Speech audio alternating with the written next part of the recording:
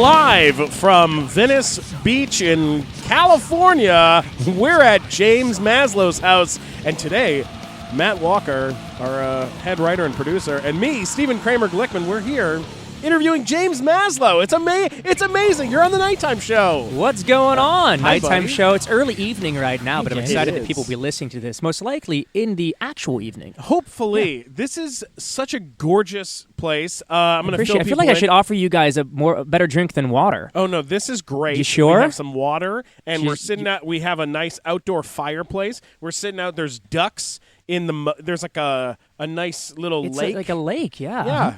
No, You I got love this good- place. This is. This is a beautiful place. Thank you so much. This is the most relaxing place I have found in L.A. So I decided, you know what? I'm just gonna live here. That's a really smart idea because this city sucks dicks. It's a It could horrible. absolutely- place. No, this is a horrible place to live, and you have to find peace. talking about? You have to find some peace. It can and, be a and- wonderful place. There's so many wonderful things, but you're absolutely right that on occasion it sucks all the dicks, all at once, and you feel it if you live like in Hollywood. At least I did when I tried that It out. It's depends on just which neighborhood constant you're in. There are dickness. some neighborhoods where there's a lot of dick sucking going on in Los Oh, Angeles. Matt. Yeah, well, now we're talking about God. like a literal part of LA called West Hollywood, but I think that was Matt kind of getting off Walker, the what point, is the Matt. matter with you? But there Plenty of are. things. It is such a very difficult city to live in at times, and you have It to really find is. your little. You have to cut out your little piece, your little home. You know, 100%. of where you can live. So it's great that you found a place that's gorgeous. It's a gorgeous house. that Thank you have. so much, It's man. very No, cool. it took me a while to figure out that I need to be here.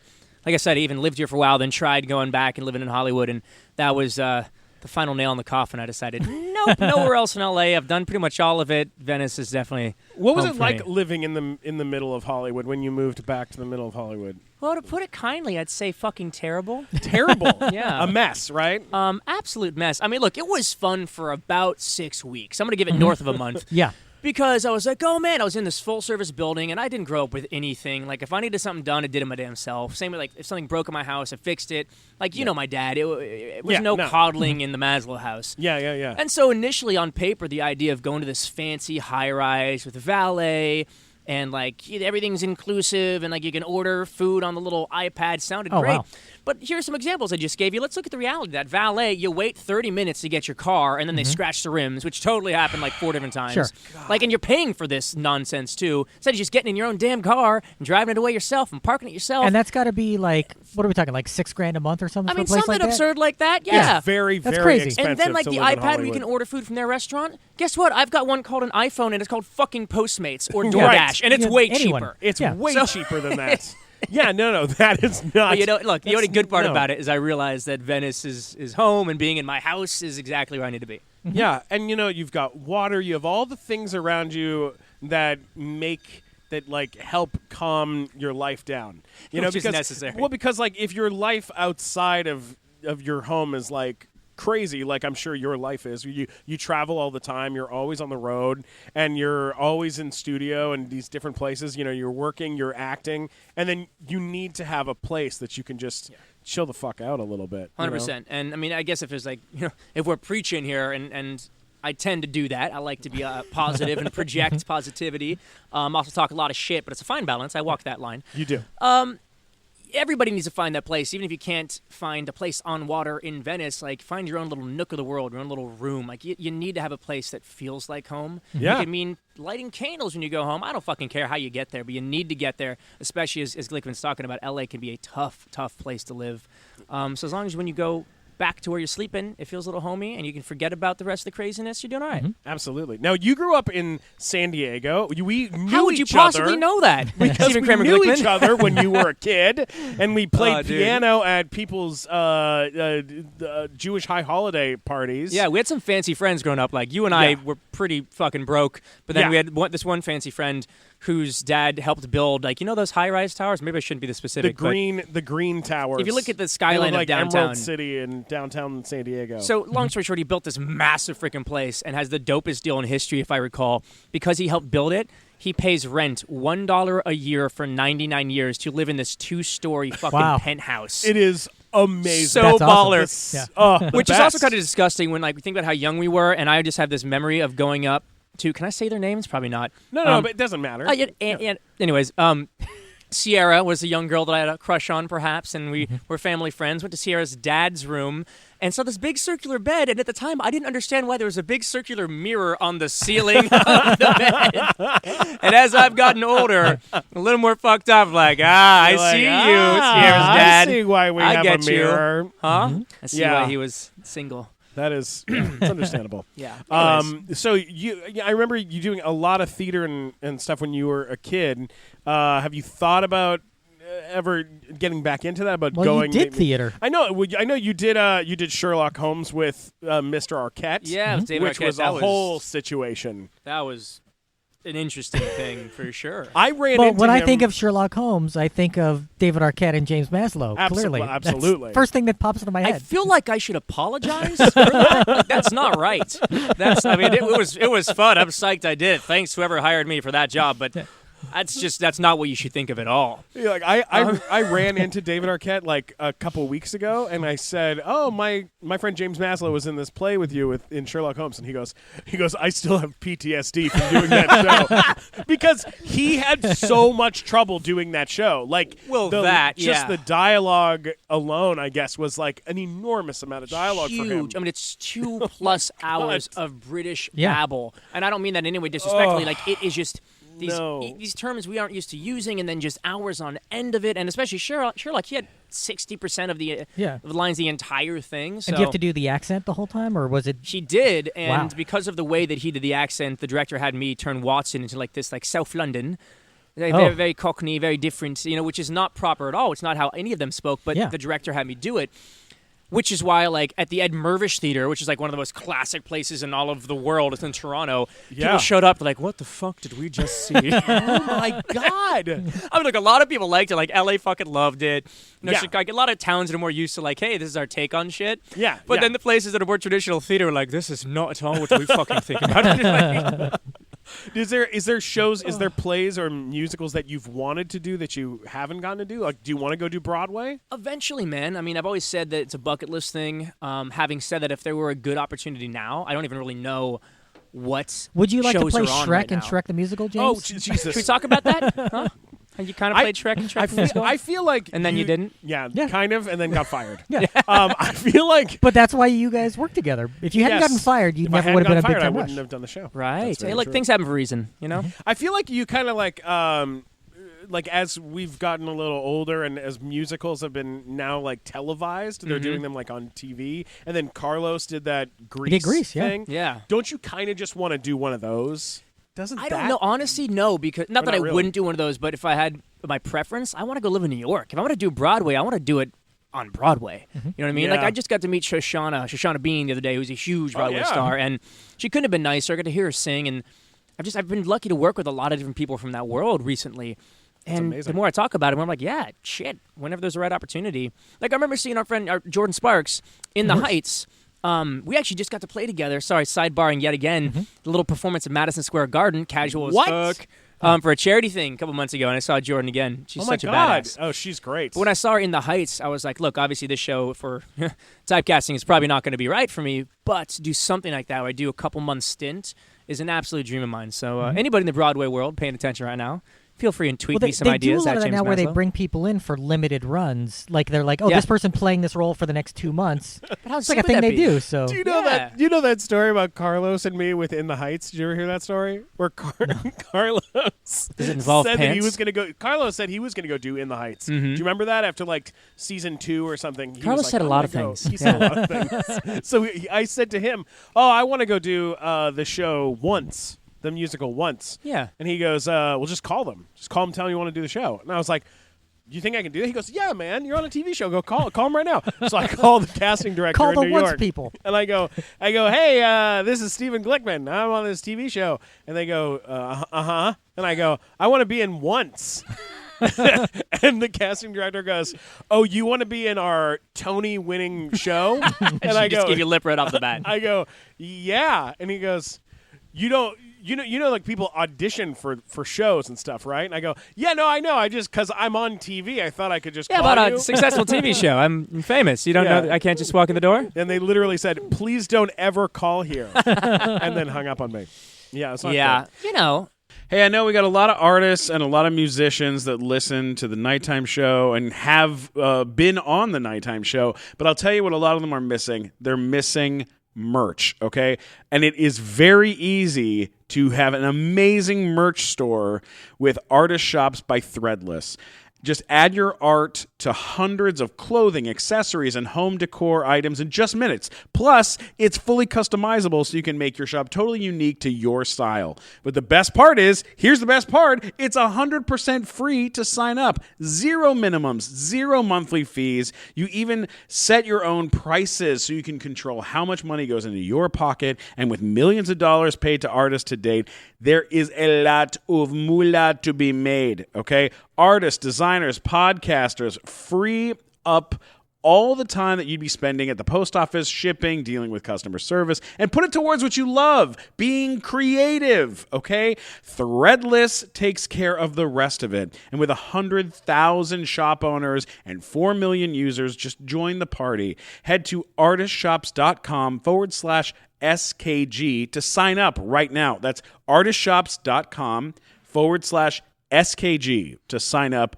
right now. Also, the Nighttime Show partnered with Threadless, so we have something amazing. You need to go check it out. We got mugs, shower curtains, T-shirts, sweaters, anything you can imagine. We have it for sale, Nighttime Show style. Go check it out. It's thenighttimeshow.threadless.com. That's thenighttimeshow.threadless.com. And check out our store with all of our cool stuff. It's so awesome. Let's get back to the show. Do you ever worry about typecasting? Is that a thing that you've worried about in your career? Well, you know what's how funny? do you feel about it? Had you asked me when we first came, off Big Time Rush years ago, yeah, of course. The last thing I wanted to do was get positioned in a box and only, let's just be the romantic comedy guy, which I've only done one rom-com my entire career.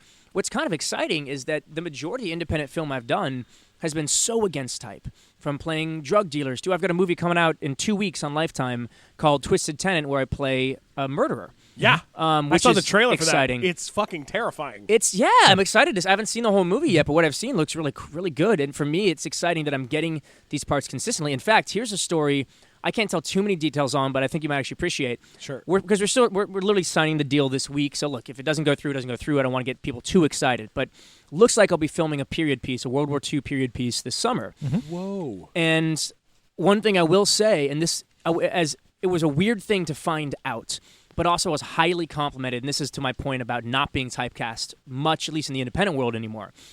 I got an offer for this movie, and I look at it and go, oh, dude, it's basically like a Jewish pilot gets shot down, and it's him and his pistol with a Nazi chasing him through Nazi territory, trying to find his crew and save him and get back. Mm-hmm. And I go, this looks amazing. And I go and I start reading the script at night finally, and then I realize, like, wait a second, what was my offer for? What was the character's name? I go back. My initial offer was for the Nazi. Oh. Whoa. And now he didn't know I was Jewish, but he also just based on the work I had done before, he's like, man, I believe you could learn enough German to do this. I've seen you do accent work.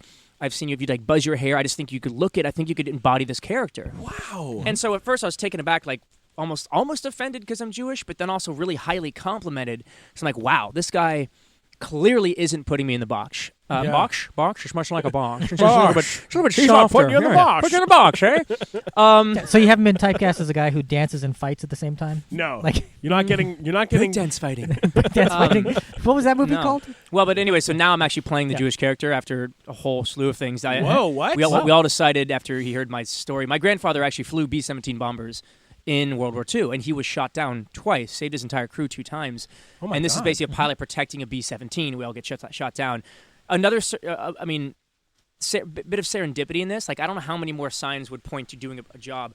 The day I got the offer, I text my dad and ask him some questions. I'm like, hey, he flew 17s or 52s, or what was it?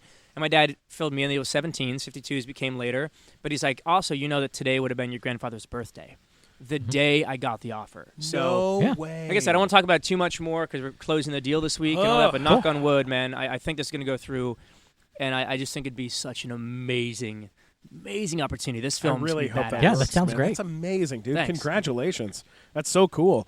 One of the things that you've done, like right after the Nick show ended, you jumped into Dancing with the Stars. You were the first person that I've ever met to do that show.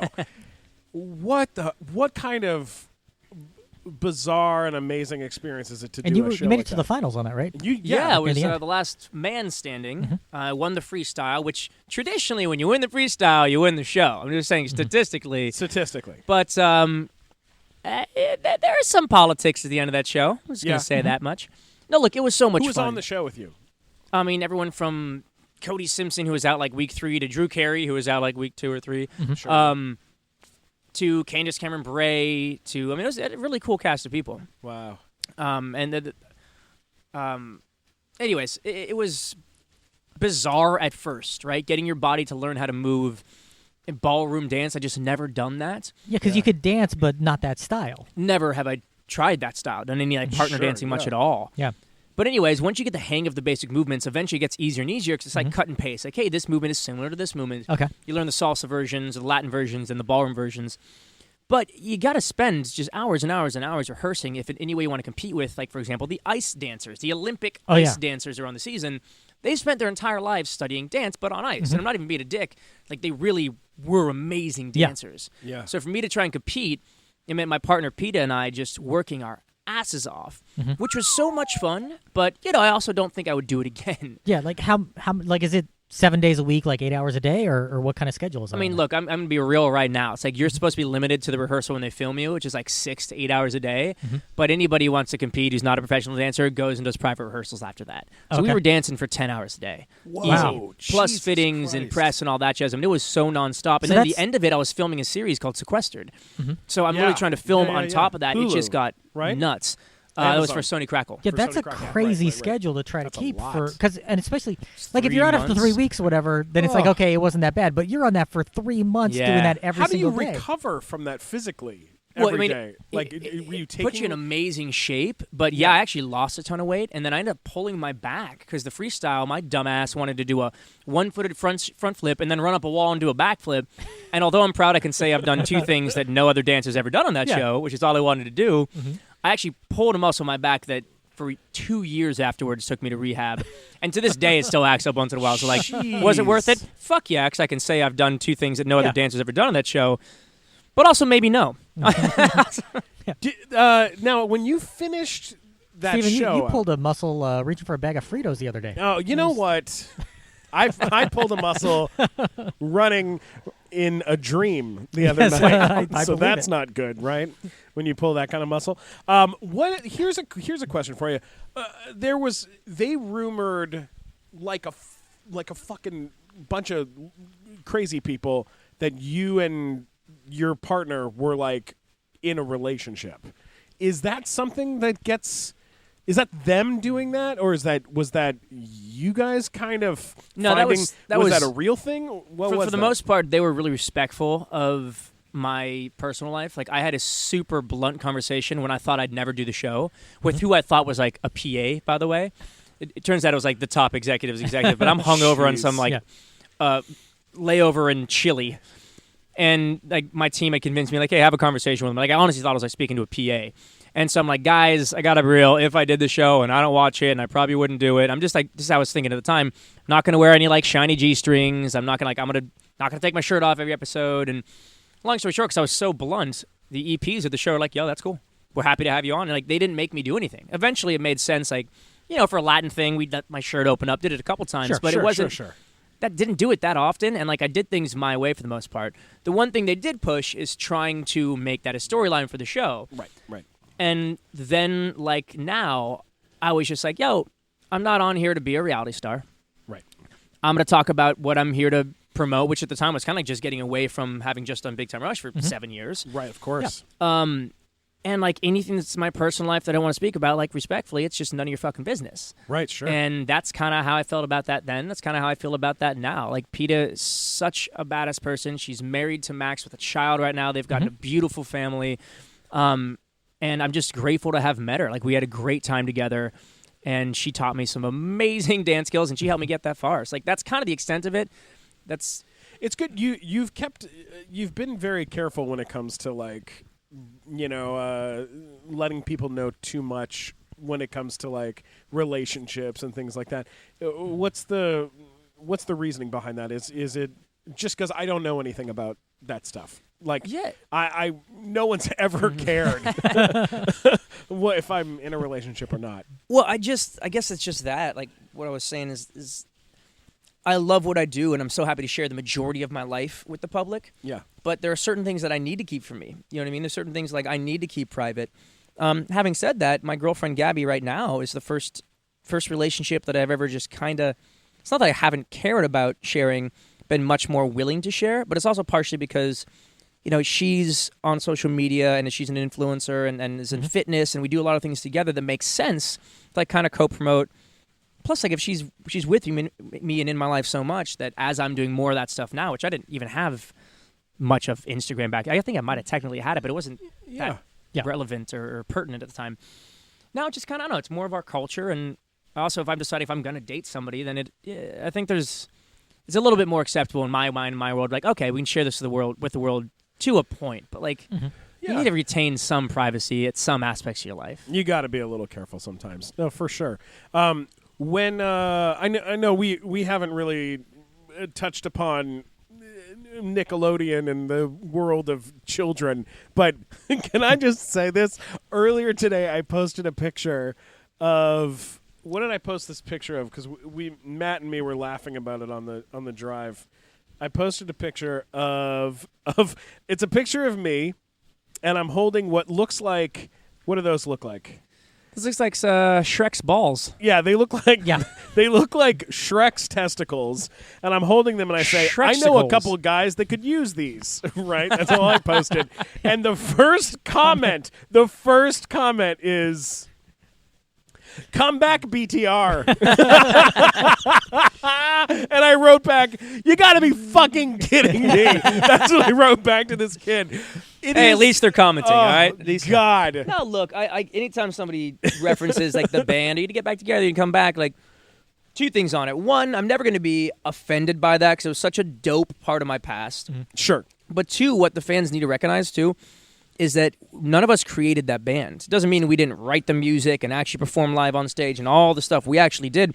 But what I mean is that it's owned by Sony Columbia and Nickelodeon. Yeah. And literally, the biggest reason the show stopped after almost 100 episodes because we were getting too damn old to look like we were still teenagers. Right, yeah. And, you know, to me, though, it was always all good because I had so much fun doing that, but that was just the beginning, in many ways, the largest part of the beginning of my career. Yeah. Whereas now it's taken me years to put together all of the things that are coming to fruition now, like all the films that are coming out in the indie world, and some are making it to theaters here shortly. And then music, I mean, it is just starting to build up again. And what's exciting about that, and this is where like indie fans that know me and get my vibe and paying attention, y'all should be so excited about it because as this is starting to work, you know what I mean, this is creating a brand that I do own, that I can never stop, that I can do for the rest of my life. Yeah. So I'm doing this to have the ability to keep doing this for the rest of my life. Whereas if we even wanted to keep going with BTR, they would have the ability to shut it down whenever they want, which is like, that's not fun for anybody. That'd be worse for you guys versus going out when we did and now letting all of us individually create what we will then be able to keep doing for the rest of our lives. Absolutely. Yeah, you know, we sat down with Kendall. We've interviewed Kendall twice. I'm sorry to hear that. Once love you, Kendall. Once on stage and once, on podcast, and then we've interviewed Logan as well. Both of them said about you that you are like the most professional, put together person that either of them had ever worked with. The guy who would show up, know his lines, know his dance parts, know his lyrics, know his harmonies more than anybody else that they'd ever worked with, and that they were like super intimidated like when they started working with you. Well, I take that as a huge compliment because that is absolutely how I was during the band. That's absolutely how I am now, and that's how I'll always be. Yeah. I, however, have told the story about the day that I had lunch with you and your dad kept saying, "Look at my son's abs." Do you remember that? Do you remember when we were in an Italian restaurant? What? How drunk was my dad? A little drunk. We were in an Italian restaurant. It was right Michael after the show Maslow. started, and he kept saying, look how beautiful my son is. Look at these abs. That doesn't sound like And my make dad it- at all. He was very, very excited about your I don't abs. remember any of this, This but song, thanks, Dad. I 100%. worked hard for him. Yeah. He was very no. He loves you. He's a great that's guy. fine. No, he loves me to death. Yeah. Now you know what it is, dude. I think part of this is growing up in theater. You cannot bullshit your way when it's live. Sure. Right. And so, I also didn't. I don't have a family member that's in the industry. I don't come from a ton of money. Like I came into this by hard work. It's the only thing I've ever known. It's the only way that I believe I'll be able to continue to do this. And I plan on singing and acting for the rest of my life. So when it comes to work, I absolutely enjoy everything I do, but I'm never going to show up on set and not know my lines and probably know your lines because I want to deliver the best fucking version of that as I possibly can. I'm never going to show up to dance rehearsal and then start to work. No, you work at home before you get there because you know what it is? It's just respect. It's respect to yourself and then to everyone else around you so you're not wasting anybody's time. The amount of times that I show up and like if my band members now showed up and then started learning the music, I would fire them on the spot. Wow. Yeah. Because they need to want to be there. This industry is fucking tough, and you have to want it more than the person next to you, and the person next to them. You know what I mean? And just there's always going to be somebody better than you. There's always going to be somebody prettier than you, more talented, naturally, whatever it is. Myself very much included. The only way that you're going to be able to get there, much less stay there, is to outwork the other person. Doesn't mean I don't enjoy it, dude. We go party and I will drink you under the table. I have a ton of fucking fun. I travel. I've learned to find some balance, but it will always be with working my ass off at the forefront because I got no fallback plan. Brilliant. I love it. I don't know, Steven. Do you think there's somebody out there that's prettier than you? Who? I don't know. Prettier than me? Well, I didn't mean Steven. I just generally He's who speaking, you're talking like you about. and I. But Yeah, but Steven, he's the one. He's the one who shows up. You're like, oh, well, I guess I'm not the most handsome one here. Well. But you know what's interesting, though? Like, on that, we don't have to dwell on this for too long. There still are some people that have this mindset, like, oh, when you're an artist, like, you've got to not give a shit, and you've got to just be fucked up or high all the time, or, like, show up, like, that's what an artist is, man. Fuck that. No. Fuck that noise. Put me in front of a guitar or a piano or on stage or in a script. Like, that's what I fucking do against any other artist. Like, I am so competitive. Bring that shit on. Doesn't mean I can't also run a huge business on the side and be polite to people and be on time, be early, and know my shit. Like, you can do both. I just don't conform to that. You know what I mean? Yeah, no. I always that's something that people don't always get about you, and then they did get it. They did get it once. Once you were on Celebrity Big Brother, Big Brother, yeah. then everyone was like, "Oh wow, James is very, very competitive," and like he'll like not win something just to prove a point. I like, purposely threw every single one of those things just to stay on the show. Okay, people were first so of all- intimidated by that shit. Because they of all- almost voted you off like the first night. Oh, I was 98% going to go home. I had to be so creative to flip that house. I haven't even spoken about this much. I had not ever watched Big Brother in my life. I'd never seen the show before you were on the show. I watched every single episode that you Love were it. on. Love Okay, it. I watched every episode of the show until it was done. And it took me a little bit of time to figure out, like, oh, you have to suck at this. You have to, like, suck at stuff to be able to, like, 'Cause then you you're not a can't be threat. good. You can't be, like, here's the really thing. good at stuff. In the regular season, I think I would have crushed the regular season. Or if I didn't do what I actually do, which is, sing and act and have to have this public eye on me outside of that show. If I wanted to make a deal with Omarosa, like, I could have very well stayed on, could have very well had a better chance of winning. If I want to stab people in the back and play the game like the way that Ross did, respectfully, he knows what he did, right? It's no Sure, yeah. secret. But we're not talking about how Ross Matthews stabbed people in the back. It doesn't mean he's not a friend of mine. I adore him and I love him. But I'm not willing to have that associated with me as a person. And a lot of people will not differentiate between the game and what you as a person is willing to do in But the it's- game it's- and what you as a person is willing to do It's outside of it. basically a game show. Yeah, so, like, you say stab that, people in the but- back on the show. It doesn't mean you're a backstabber in real life. I don't know that everybody feels that way. I got to be honest. Mm-hmm. Because if you were just nobody who's on the show and you needed that $250,000 Yeah. to save your fucking life, like, it's one thing. When you're coming in the show in our position where it's like, dog, the money's great, but, like, you don't really have to do any of this, I Yeah. think Yeah. it's different. I think the stakes are very different. Yeah, I mean, the way that people were looked at on that show, or the way that people come off, like, they talk about every single article, Matt, like every article about the show was talking about the people's personalities, not Yeah. about the challenges or what they were doing. The It was celebrity like- version had nothing to do with the regular version. It's such a different game. So how so brutal. How did you wind up on that show? Like, did they call your reps, or how Yeah, did no, that they- whole thing happen? It was some of the same people that had worked at ABC. You know, I worked with them on other things, and they hit me up with, hey, we're doing this crazy thing. Les Moonves actually is like helping pick the people. I mean, they've been wanting to do this show, Celebrity Version, forever. And when somebody at that level, if you guys don't know who that is, Google him. Yeah. Somebody at that fucking level calls you up and goes, hey, would you mind doing this for the network? You generally say absolutely. Besides, now, because they've done Celebrity Big Brother in the UK before, but not very here. different show, though. That one really is about the drama. They get them hard alcohol every day. Like, this was different. They let us dictate what happened in the show. Less brandy, like nobody really drank a whole lot, and they limited the liquor there anyways. It was just different, man. But as you guys are pointing out, people's real personalities still came through. Absolutely came through. And I think that's what's surprising. Like, if I had, on that note of brandy, engaged and been fighting and quibbled all the time and been adolescent and said mean things, do you think people would have gone, oh, James only said that because he was on the show? Hell no. People would have gone, oh, James Maslow is going to say mean things and he's an asshole. That's what I'm talking about, the same way you played the game. That doesn't stay in the show. Yeah, like one of the things that I got from you is a couple people said after, like it was like maybe like a couple episodes, and before I even say this, could you watch the show that was airing? Oh, no. While you were in there? No. You have no idea what's going on. You're Your cell isolated. phone, no. So you have no phone. You have no connection. No connection at all. We didn't know who won the Super Bowl for a week after until they told us. Yeah. Now, are you, like, could you kind of tell the way that, did you have any way of telling the way that you were being seen? Did you adjust yourself in any None at all. You have no concept of what's going on. In fact, no joke, a lot of people's biggest concern when we first came out of the house is like, yo, did my dick slip out of my pants at any point? Because they're filming us 24/7. I shit you not. Think about it, though. You don't know. Yeah. And let's say it had. You know what I mean? If you accidentally, you're changing the showers, you're being filmed 24/7, y'all, and it's online 24/7.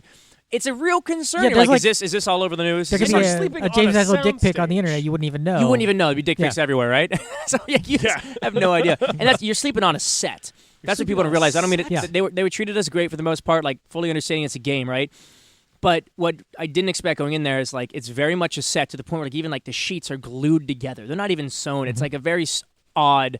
Like imagine being on the set of Big Time Rush when you had like fake bedrooms and stuff. It was really no different except like the stove worked. Was it uncomfortable to sleep in there? Like, are the beds comfortable? Is it just like physically? They were fine. I mean, it was.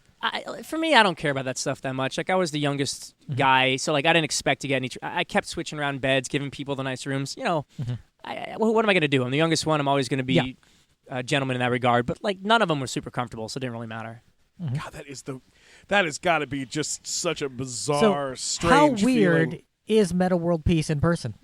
Metta's the sweetest dude in person. Like the sweetest freaking dude in person. Like if you guys have a chance to meet him, or if we go out, I'll invite him. I mean, he's couldn't be nicer. He recognizes everything he's ever done in his past. There's nothing he won't talk about. Yeah. And he's got a book he just is coming out with. Oh, amazing. Forward by Phil Jackson. I can't wait. Oh, wow. Yeah. But he'll also, like, he wants to promote other people. Like, when my single All Day just came out, he was the first one to post about it everywhere. Wow. He even spoke about my single Falling when I was on the show. I mean, the dude is just a rock star. And I'm just very happy to have him as a friend these days. That's awesome. Yeah, he's a great guy. He definitely did not want to be on that show, though. Really? Yeah, well, he wanted to get home to his family, right? You know what? Actually, I don't know if I can get in trouble for saying this or not. Say it. So, I mean, people love Big Brother, right? Anybody who's ever signed up for Big Brother wouldn't dream of leaving because they want to be the last one that stays, right? That's the whole idea. Right? Yeah. The last one there gets to win the money and gets the, you've won the social game of chess. And Metta wanted nothing more than to leave. In fact, might have actually left the soundstage through an emergency exit once or twice. Oh, really? Wow. Are you serious? Production would never air this because they don't even want to, you to think it's possible. But like, there's emergency exits. But like, maybe to assume like an alarm goes off. There has to be. No. Yeah. So like, the first time we hear about it, I don't know what he's talking about. I'm sure if I get an email from CBS, I'm sorry guys, I'm not trying to blow you up, but like we spoke about this all the time on the live feed, so I know it's not the first time that like diehard fans know about this. I've heard this before. Yo, so the first time I hear about it, someone's like, yo, like, you know, Metta, like, left, whatever, like, last time, like, what does that mean? Like, you can't, like, I don't know what that means. Yeah. You can't leave. And so, like, later I'm talking to him, like, wait, what are they saying? Like, you bounced out of here? He's like, oh, yeah, man, no, like, you can get through the door back there. I walked out. I was just kind of looking at you guys through the outside of the windows, you know? And the sound guy came up and like said, "What's up?" And then he fucking shit his pants and like, what? Can you imagine being like the sound guy that's walking backstage? Yeah, Where, the by the way, Metta World nobody Peace- can see you. And Metta World Peace is enormous. And he's just standing on your side of the prison cell, you know, at your side of the bars. You know, just going like, "Hey, what's up, Metta? Oh, shit." Like, you're thinking, Are there crew people that are allowed onto the set? no. That you guys. So you So there's guys- no, like, Two-way camera mirrors. guys or They can all anything? see you from the other side. wow, so there's nobody in the room with a camera or anything. Nobody. What about Wow. food? How do you get food? Do they? They bring it's like a you fresh two-way door that things? they'll lock the pantry, and they bring in a bunch of food once a week or twice a week. Then they lock from the other side, and you go in, you cook your own damn food. Oh my! It's like, did you ever see? God. Okay, It's you know crazy, the. dude. Craziest It's nuts. thing I've ever. You guys know the show Black Mirror, of course, but the Yeah. guy that Yeah, made Black sure. Mirror before that, he can made find Big it on Brother? Netflix. There's a show, I Bryce? think it's 5 or 6 episodes, and it's like a Big Brother show in the UK, but then a zombie attack happens while the people are in like their Big Brother house, so Oh, they don't know that it's going on, and That's it's about awesome. how that happens, and then the zombies break into the Big Brother house that they're Oh in. my God! You got to check it out. I forget what it's called. We actually joked about that being a show while we were in there. I didn't know that was a real Yeah, show. but that's like a We thing. spoke about this. We thought this was our idea. Yeah, Oh, that's amazing. It's really good. It was very entertaining. And he made that like 5 or 6 years ago, and it's just like, so you see what happens. Like society is falling apart on the outside world. These people are just like in their house, like and all of a But sudden we the power kept goes joking out. about that and- because yeah. for days at a time, you wouldn't. Yeah, you don't only know they're speak to there. a producer through a camera, Yeah. and sometimes they're just unavailable. Like they purposely just let you go dark for like 2-3 days. That's probably their psychological game. 100%. It's part of the pressure cooker. Once again, like it wasn't them treating us badly. That is part of the game. But for days at a time, you'd sit there wondering, like, is anybody actually there? Is everybody in the rest of the world like, was there a Yeah, like virus? The, Did it just was there a nuclear attack, and we don't know. wouldn't know. We're on a soundstage. Maybe it didn't Yeah. get to us. Yeah, it's like Yeah, it's nuts. Yeah, we talked to when we did Kate Quigley's podcast a long time ago. There was a guy from Big Brother that I remember was being interviewed. He talked about how like on that show what they do is before or not Big Brother on The Bachelor. On Bachelor, So they lock you up. They sequester you in a hotel room by yourself for like 3 days with no phone, no TV, Yeah. nothing before they release you onto the show. Sure. So they're like stir and crazy they pump you full of liquor. and just like that show and it's does, like yeah. just the whole Yeah, that point show of that. does. Yeah. Here, I'm gonna ask. I'm Yeah. gonna run through some of the people that were on the show. That way, you can give me some impressions of some Cool. of these people. Let's all do right. it. Omarosa. I never want to be on Omarosa's bad side. Wow. We're friends. She texts me here and again. We keep in touch. She's a love. She treated me so well. Was so lovely to me. Less a couple little instances on the show. Sure. Where she tried to get a rise because that she kind of just tested everybody. Yeah. But she's seen some shit. Yeah. She said some stuff on that show too. Oh, yeah, that they no, didn't she was- air. Yeah. She was. Oh, What? that they didn't air. There was a That lot they of stuff didn't about air? about the Trump White House or There's stuff about Vegas, about the shooting, about like she was in the Situation Room and she was telling us Oh, really? details about that. So there was Whoa. even though we're filmed all the time, there's one little thing that even diehard Big Brother fans may Yeah. not know about. When it goes dark and you're like looking at the fish tank, it's because they're doing something in the house. They have people doing maintenance work, or they're doing blocking with stand-ins for the actual live show, and they're not going to show you any of that. And they don't want us to hear any of that. So they sequester us up in the HOH room, and they play music. It's the only time we listen to music. okay. So my point is, even though there are cameras there that can technically film us, they're They playing can't music, hear. so they'd never use the audio over that. Yeah. And like if something wild happens, they'd shut the music off. But before something wild happens, you're just talking low key and they're not paying attention because you're doing all this. You can kind of say whatever you want then. And Omarosa's a bright lady, and she knew when to have those conversations, and it was during that.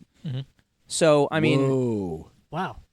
let's just say, I mean, it's like I feel bad repeating things that didn't get aired, but at the same time, anything could have been aired, right? Yeah. So anything that she said, she knew could have been aired to the entire world.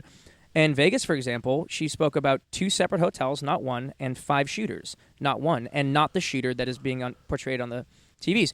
But I don't mean to put that out there as truth, because here's what you got to understand. One thing I did learn about Omarosa as well.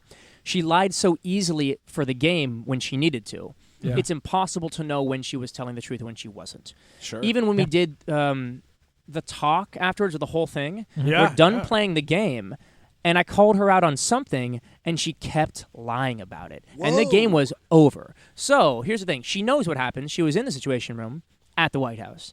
But whether she was telling the whole truth, part of the truth, or none of the truth, you just don't know. But she said things like that were mind-blowing. Jesus Christ. And could that be her just planting seeds of That things could that be she her was going to reality play as part of the TV. game? thing of playing the game because she's damn good at being a reality TV really villain. is. That's where she's made a huge living, right? That's what really And what so I everybody say knows her that for. out of Yeah. respect. I never want to be that person because I don't think I have that in me morally to like be able to lie or whatever. But Yeah. she can stir stuff up at She's any good at it. time, and she can turn it on and off on a dime. She's so good at it. Jeez. So good.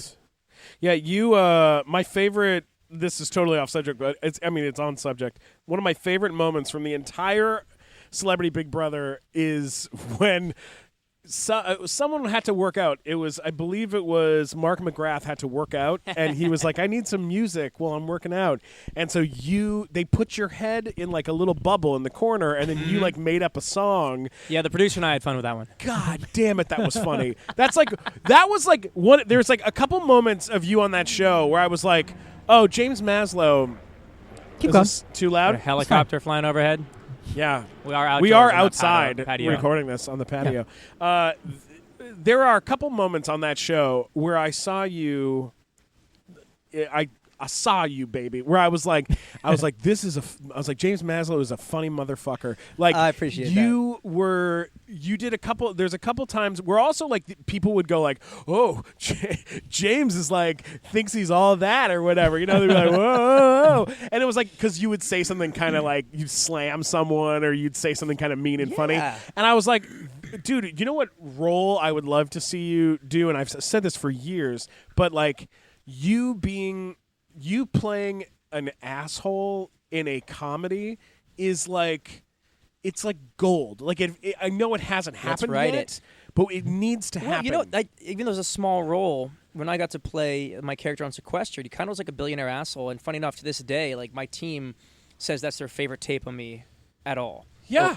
Ever. So I totally get that. I appreciate that. You're so funny though. I well, thought look, you were possible hilarious. to defend myself in terms of people who actually thought I was being an asshole. No. As No, you could you're tell not by the way nice. that I conducted myself, it was me, but it was a very tame version of me. But look, I always try and be a gentleman. Having said that, it was also a fucking game, and you need to have fun. And jumping into the diary room, where we get to do all these things directly to camera, was the only catharsis that anybody had. Totally. So instead of being actually mean, I had fun with it, because it's ridiculous that people took this shit so seriously. And is that your only time away from other people? Like 100% your only because time. you can't get away. Like it's a small area. Like it's you have no, you can walk to the other side of the room, but you're never alone. No, I right? mean, maybe you'll get, if the backyard's open for a minute, nobody happens to be there for 5 minutes, maybe I'll have 5 minutes apiece, but like, Yeah. no. Or you just go to the bathroom and it's like The bathroom's someone shared. there, but it's shared, so they can just Yeah. walk in. No There's a locks. door on the shitter, and that's Wow. about it. What about Mark McGrath? Mark's awesome. He's a great guy, right? Just great dude. Super nice. We Super met him great. at Walgreens. We did meet him at Walgreens. at an opening of a Walgreens. Oh, Very we went exciting to an event. opening of a Walgreens. Mark guys need a McGrath better was social there. life. Kurt Russell was there. Who else was there? Terry Bradshaw, Terry Bradshaw. That's fun. Fergie. Fergie. It was Wow, it's a it was a big, Big Walgreens budget opening. Walgreens It was a opening. big. It was the one at Hollywood and Vine. I believe. Sunset and Vine. Sunset and Vine. Yeah, I mean, it's a nice Walgreens. and they all got paid like They a all lot got of money to paid go. so much money, James. And I'm standing here next to Terry Bradshaw, and I go, "Can you believe this?" And he goes, "Yeah, if I wasn't getting paid $50,000, I wouldn't be here. How much they pay you?" And I go, "Oh, about the same." Just lying through my ass. What about Marissa? Marissa's a sweetheart. Sweetheart. She's so nice. We're so overdue for a dinner, Marissa, if you're listening to this. Way to Yeah, follow up. Marissa, pull it together. Way to follow up. Okay, and then Brandy Glanville. Now this woman You kind of had a little From, feud like- with her from the opening from, like, moment. the get-go, they're just like- You're butting heads. Literally from night one. Yeah. I didn't do shit, guys. Watch the tape. what is All right? this? Ladies, She just what was her had. problem?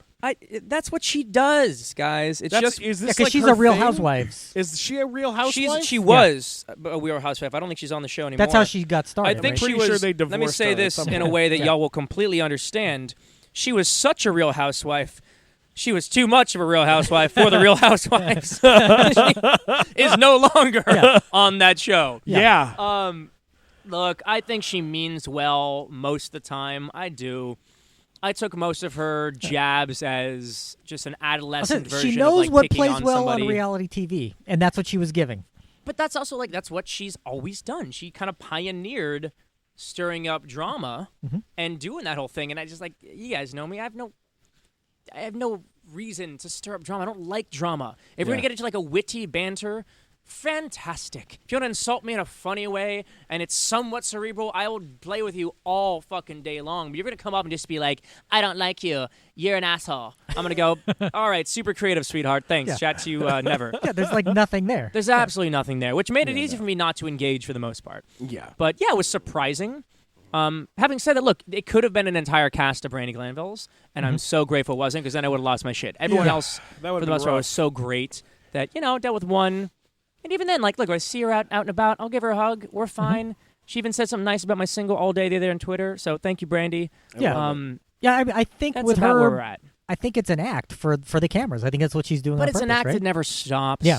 You know what I Yeah. mean? And, like, you tell a lie enough, it becomes the truth, and that's kind of where I'm at with it. It's like, I see the good, but she doesn't really ever show it. It's deep, deep down. Well, before we wrap up, we got to talk about a couple of little things. I was in the mall, and I'm walking through the lovely. mall, and I saw You saw a Cinnabon? James Maslow headphones for sale Oh. in the mall in Irvine, I believe. I was Nice. at the Irvine Mall. Did you buy a and they were- pair? I Decided not did. to? I You always cheapskate? support my friends. Sounds like a lie right it now. sounds like a lie. I'm wearing James Maslow how headphones do right now. you Also a lie. how have you diversified as far as like finding other ways of like what have you done to How do you make money, James? how do you make money, like how have you continued to make money and do Look, what you do? I was. You remember my old manager Billy? Yes. Huge caricature of a person, but a huge, huge sweetheart. Don't work with him anymore. Haven't for years, but he got me into real estate and the benefits of investing into something tangible that there's only so much left of.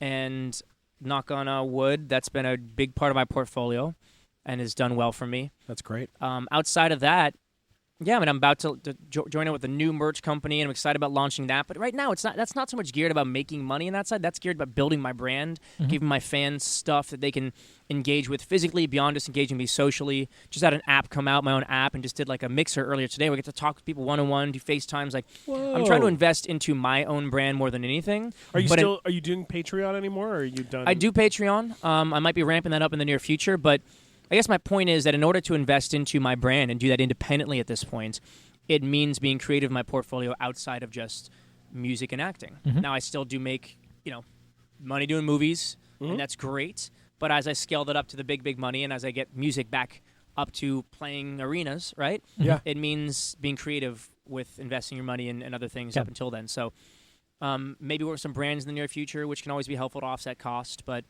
yeah, I mean, just being So, smart like, with investments. When Big Time Rush ends, is that terrifying that it's like you had this steady paycheck where you're like, oh, this money's coming in every single month, I know exactly what I'm getting, and all of a sudden that stops? Can I answer that? I know for you Yes. it's terrifying. Very scary.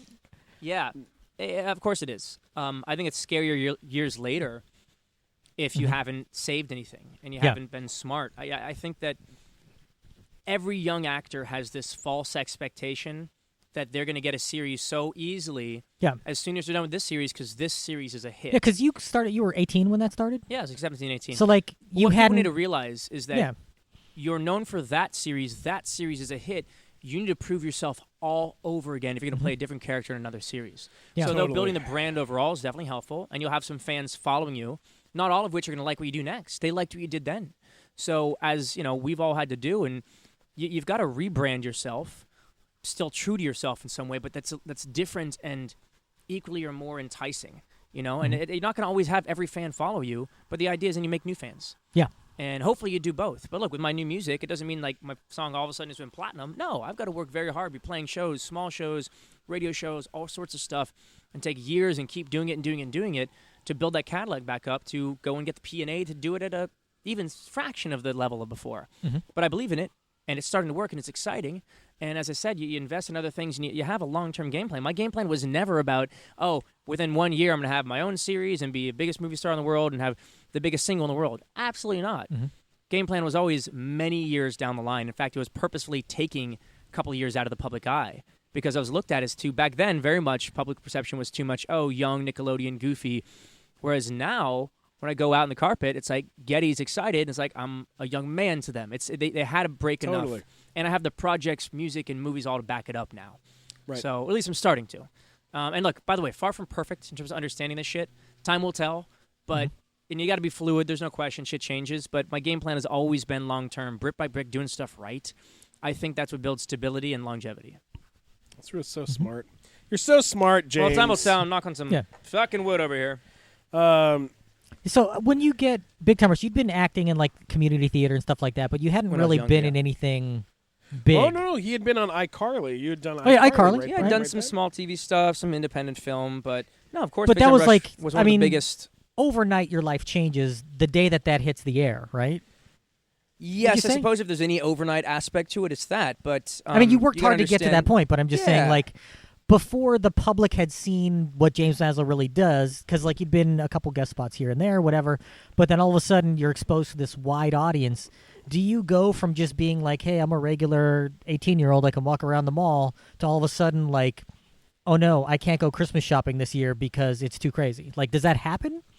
Yeah, I mean, it did happen, but what's interesting is that we worked so damn much.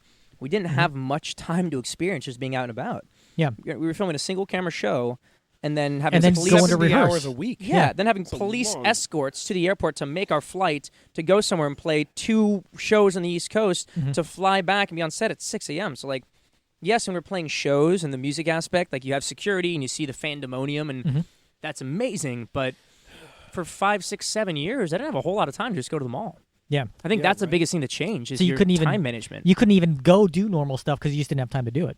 Yeah, it was really only after the show. Like, even, dude, I just went to New Orleans for a bachelor party this past weekend, and the first coffee shop I walk into just to get, the girl working there, young 20s, freaked the fuck out. And I sometimes forget, because when we live in L.A., like, nobody cares in L.A. or New York. Like, there's celebrities everywhere. I mean, for the most part, you get stopped on occasion. But you go anywhere else, and that's almost a reminder now of, like, wow, this impacted a lot of lives. Yeah. Yeah, totally. Yeah. Totally. Of all the countries that you've traveled to, because you've gotten to travel all over the world, where is top three favorite places you've gotten to travel to? I gotta say, Mexico City has always been the most fun to play. Totally. Because they embrace music, and especially pop music, and my music even now, You win Mexico. Congratulations, Mexico. So you did it. So fun. Well done, Mexico! Then being down in, like, Brazil, like Rio, I've had some of the most fun of my life. Okay, Brazil. Not bad. Number 2. Pretty good. And then, look, I'm going to give a shout-out to the little European run this past year. And Italy was so much freaking fun. So much freaking fun. I want to go back there. That show sold out so quickly. I was just in Milan, and I want to travel all over. So suck it, Portugal. Suck it, Portugal! What about Netherlands? Have you done Netherlands? I did the Netherlands. So much fun. I did Utrecht. Utrecht. Yo, actually, I did. So, by the way, anybody's listening right now, I put out a remix. My boy Trifor did a remix of my song How I Like It. It went number 1 in the Netherlands. Wow. And I haven't even posted about this. I really should. It went number 1. I mean, it beat everybody.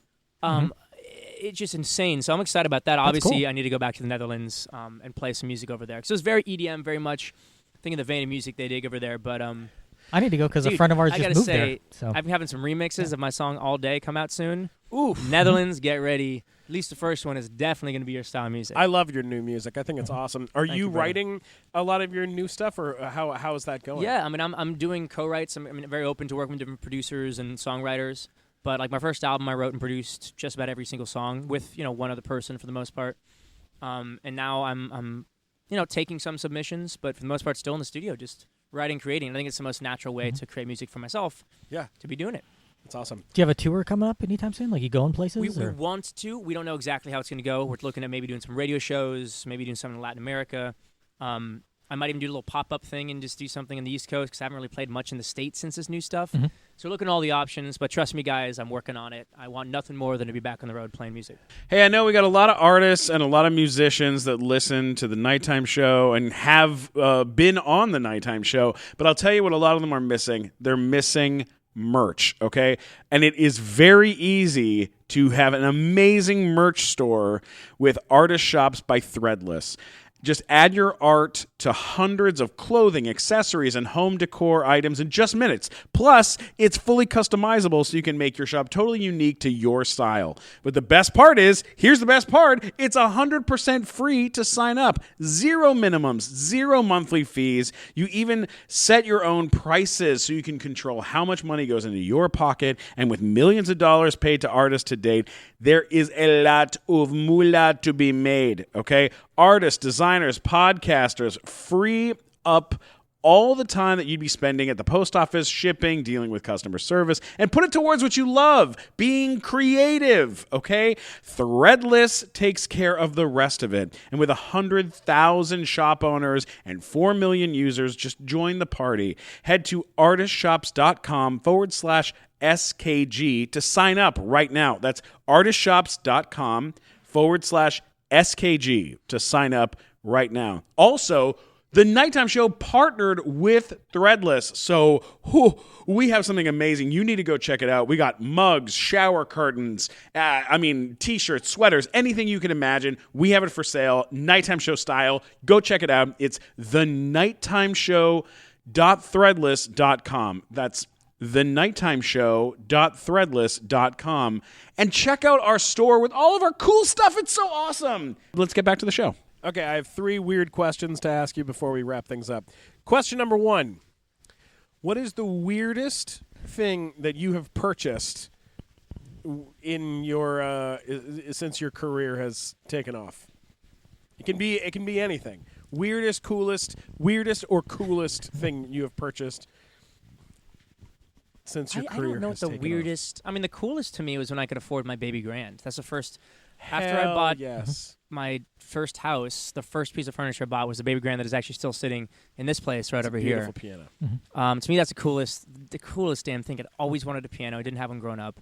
I still have the first keyboard I ever got. My dad bought me a Yamaha that I literally played like on stage at the Hotel Cafe the other weekend. I mean, still works. It's still so badass. I love it. 15 years later. Do you have any weird like collectibles?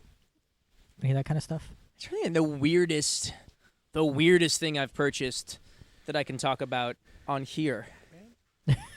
Batman was a gift. That was a gift from a fan. It was one of the some like rare original Batman. It's super dope. That's super cool. All right. Here, I got another one for you. Worst date. You don't have to say who it was with, but worst date you've had since your career has taken off. Worst date. I mean, look, when I'm not single right now. I've got a beautiful girlfriend, but I've been on some pretty ridiculously dumb dates, especially when like trying to date younger people. Hold on one second. I hate to cut this. My guardhouse is calling. My guitarist is coming through right now. Mm-hmm. Okay. We got to stick around and hear a little acoustic version all day. Sure. Hey there, is that Dan? Oh, you can send him on in. Thank you. That's how they keep the fangirls out, right there. Oh yeah, they keep Don't the even try. fangirls out. Don't even try, ladies. Don't Unless- even try, ladies. But now you know, just say you're Dan and you're his guitarist, and then you can get right in. Sorry. Weirdest date. I actually had a girl roll up that like was like a friend of a friend, and like they were just like, hey, she's like in the neighborhood, I should meet, and like literally was like so random. I'm like, okay, yeah, she's super duper hot, at least look that way. Mm-hmm. And like I'm having like dinner with one of my best friends, and they're dating. It's a guy and a girl, and like they're some of my best friends. And so it's like, well, she can just like roll through, I guess. And like, such an inappropriate place to have what would be considered like a first date. Yeah. So I'm out to dinner, like some of my best friends, casually. I would just even think twice about it. I'm like, yeah, I guess she can like roll through, and just comes in and like was so. I don't even know the right way to say this. First of all, it didn't look anything like her photos. Oh no! You got catfished. Nothing at all. It's like Oh no! I was kind of catfish, but by a friend too. Or like I Yeah. didn't get it. It's almost like they saw through like the Instagram filter, like when they're looking at their own friend. I mean, it's so obnoxious. Then we're just like sitting on her phone the whole time, Yeah. which to me is just such a buzzkill, like such a. And then my poor Yeah. friends are sitting there like trying not to be rude, like trying to have conversation, and I'm sitting there going like, I don't know why I said yes to Yeah, you got this. nothing. Yeah. Oh, Were It you was ever a on like forced blind date? Ah, weird. Were you ever on like Raya or Tinder or any of those apps? Like, did you ever do that like for a time? Like, because Raya's the celebrity one, right? did you? That's a yes. That's a yes, James. I might have had Araya for a minute. That's a yes. Oh man! Did you meet not, anybody on there? Do not currently.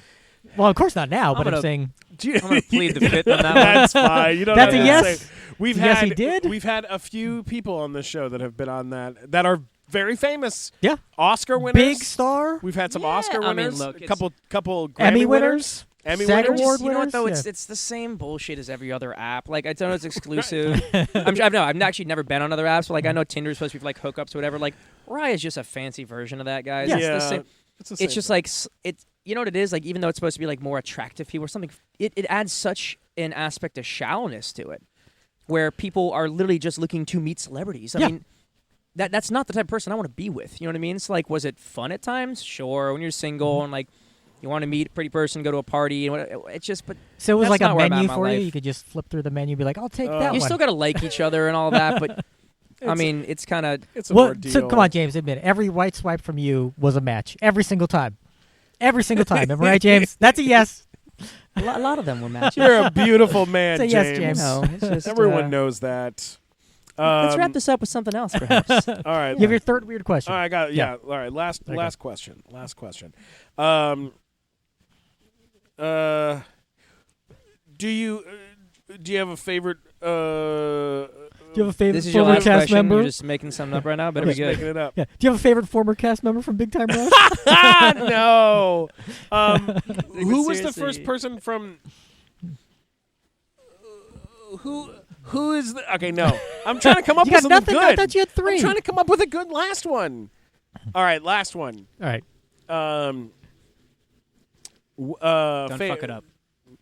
Okay, in your wardrobe, favorite piece of clothing that you have That's in your last wardrobe. question. That's what you got? All right, forget it. I've got a better Okay, last question. all How right, about this? fine. End it. What in your career that you have not yet done do you That's want the to do? question that I was going to ask. That was the question I was going to ask. You've got to say yes because you were. Of course. Yeah, I stole the question. Wow, What that's is a the good thing that you have not done in your career look, that you want to there's do? so many things I want to do, but I guess to me a staple of like things are working again is when I can headline my own arena tour. Hell And yeah. that's something I'll absolutely get back to. You know, hey, maybe if I end up touring Latin America, it happens down there first. Maybe it happens here and a single breaks through and goes crazy, but that's one of my biggest goals in life. Yeah. I think that'd Would be you awesome. also like to say fuck you to Portugal? No, I I would love not. Portugal. What's the matter with you? Fuck you for saying fuck you to Portugal. Yeah, fuck you, Fuck Matt. out of my You house. asshole. Okay, James. People can find you on the Instagram and on the And all the Twitter. interwebs and all the Yeah, it's socials. just James Maslow on Twitter and at Instagram. James Maslow, What about Facebook. the other places? You have the Really, Snapchats. everywhere. You Snapchats. I don't really Snapchat It's much. dead. Instagram Snapchat's stole over. Snapchat. Yeah, Snapchat. I'm a and I'm Snapchatter. totally okay with it. I Snapchat's Snapchat dead. a little bit. All right. Well, Snapchat fucked up Venice, so I'm Yeah. not a huge fan. Oh, They literally God. got rid of Yeah. Nikki Beach. Seriously, Yeah. it was a great Yeah, bar. that's true. They bought it, then just got And rid now of it. now they're going out of business. Ah, jeez. Yeah. Goodbye. Anyways, you can look at my Instagram stories and enjoy it the same way, if not more, than you might have enjoyed Snapchat. Exactly. Absolutely. So check out James on Instagram and Twitter and other Is there like places. a James Maslow website? Yeah, there is JamesMaslow.com. What's I the have app? What's the app literally called? the James Maslow app. Guys, I try and keep The it James all Maslow simple. app. Okay. You can always go to thenighttimeshow.threadless.com, pick up merch, all drawn by Mario Delgado, our artist from San Francisco who does our artwork for our show. You can always get me at Stephen Glickman on Twitter, Instagram, and YouTube. Matt, where can people get you? You can find links to everything at funnymatt.com, or if you're from Portugal, go to mattwalkersucks.com. That's right. See, that one's James, funny, but when you call yourself funny, don't you lose a little bit of the... Anyways. There's too many people named Matt Walker is the problem. There's so many like James Maslow, not the most common name in the world. Matt Walker, there's like 50 million of Fair them enough. that have already. They're Stop literally- naming your So- kids Matt Walker, everybody.